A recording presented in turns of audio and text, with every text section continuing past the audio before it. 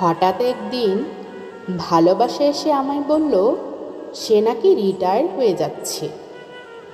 আমি তো অবাক। ভালোবাসা রিটায়ার হয়ে গেলে আমার মতো মানুষেরা বাঁচবে কি নিয়ে, যারা ভালোবাসাহীন থাকতেই পারে না। আমি দৌড়ে গেলাম বিশ্বাসের কাছে, গিয়ে বললাম, জানো, ভালোবাসা রিটায়ার হয়ে যাচ্ছে।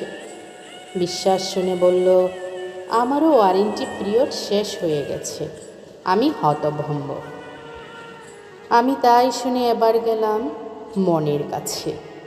মন বলল, তার নাকি লাইফ টাইম অফার শেষ। আমি তখন রুদ্ধশ্বাসে স্বপ্নের কাছে গেলাম। স্বপ্ন বলল, এখন আর আমাকে কেউ দেখেই না, সবাই নিজের নিজের আমিত্বকে বড় করে দেখে। আমি তো নির্বাক, মৌন হয়ে গেলাম। একই, সবাই তো একে একে চলে যাচ্ছে, তবে কি হবে আমাদের মতো মানুষদের?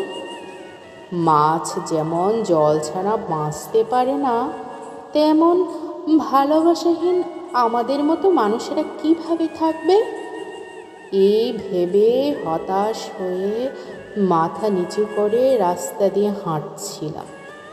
হঠাৎ দেখি কার স্পর্শ আমার হাতে। মুখ তুলে দেখি আশা মিটি মিটি স্মিত হাসি হাসছে আমার দিকে চেয়ে। হেসে আশা বলছে, যতক্ষণ আমি আছি তোমার সাথে, তোমার কোনো চিন্তা নেই। আমি বললাম, জানো আশা, ভালোবাসা, বিশ্বাস, স্বপ্ন, মন সবাই একে একে হারিয়ে যাচ্ছে, দূরে সরে যাচ্ছে। তখন সপ্রতিভঙ্গিতে আশা বলল, আমি থাকলে সব থাকবে।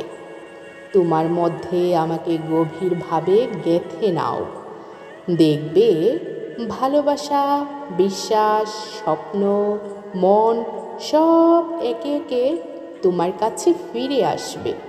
তুমি শুধু আমাকে ছেড়ো না। আমি তখন আনন্দে আপ্লুত হয়ে আশাকে দৃঢ়ভাবে নিজের বুকে টেনে নিলাম আর বললাম, আশা, যে কোনো পরিস্থিতিতে, যে কোনো মানসিকতায় থাকি না কেন, তোমাকে ছাড়ব না। তো আশা তখন আমার হাত শক্ত করে ধরে চলতে থাকলো, আর আমিও আশাকে নিয়ে সামনের দিকে এগিয়ে চললাম।